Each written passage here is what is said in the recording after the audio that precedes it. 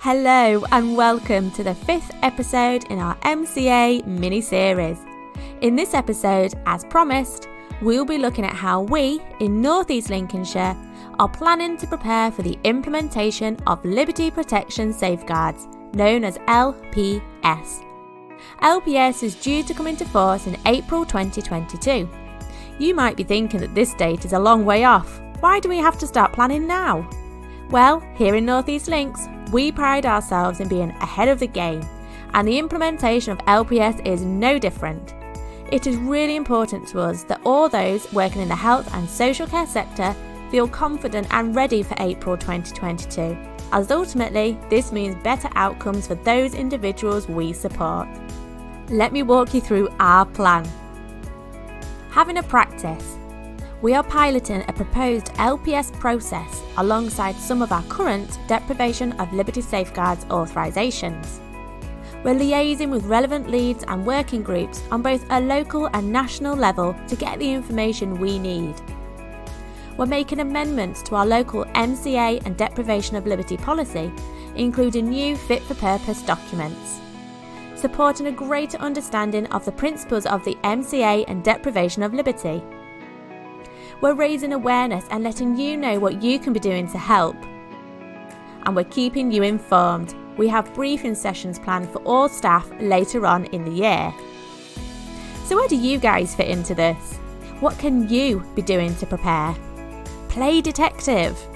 Start looking at the assessments and information you already hold for the individuals you support. Is everything present and correct? Think in particular about whether there is a relevant mental capacity assessment. If the individual lacks capacity around their arrangements, is there documented relevant best interest decisions? Remember, anyone you work with or provide support to that lacks capacity to consent to their care should have these in place, not just those whose arrangements could deprive them of their liberty. Does the individual have a mental disorder, and if so, is there evidence of this documented in their files? These three areas form a vital part of the LPS process. Crucially, this stands for those self-funding their care, those being funded by continuing health care, those funded via adult social care, those receiving medical treatment but not subject to the Mental Health Act, and those receiving informal support from family or loved ones. Remember, this applies to people living in their own homes, in supported living, in hospitals, and in care homes. Be proactive. Get to grips with the acid test, which helps us to identify whether an individual is being deprived of their liberty as a result of the arrangements in place for them. The acid test requires us to ask, is the person who lacks capacity to consent to their arrangements under continuous supervision and control and not free to leave? If the answer is yes, then at the moment, that means making the DOLS team aware if the person is in a care home or in hospital, or by calling the single point of access if they are receiving support anywhere else. You must abide by the current legislation, which at the moment is to ask for the arrangements to be authorised via either a deprivation of liberty safeguards or via the Court of Protection.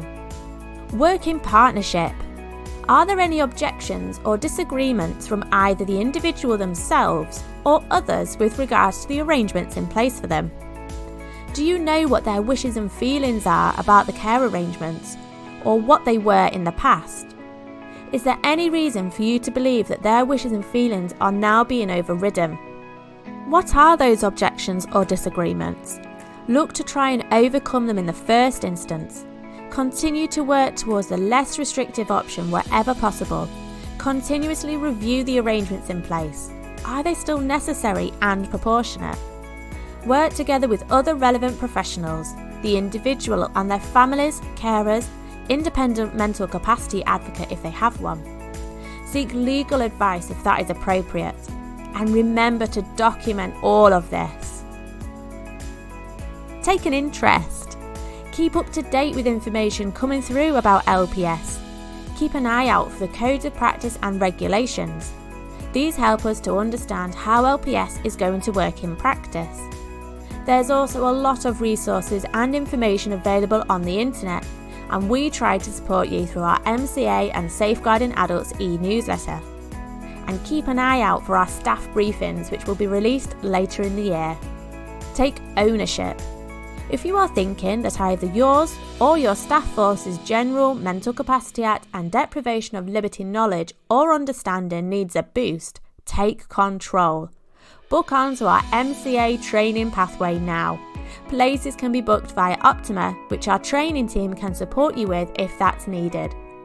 So what are we waiting for? Let's prepare together.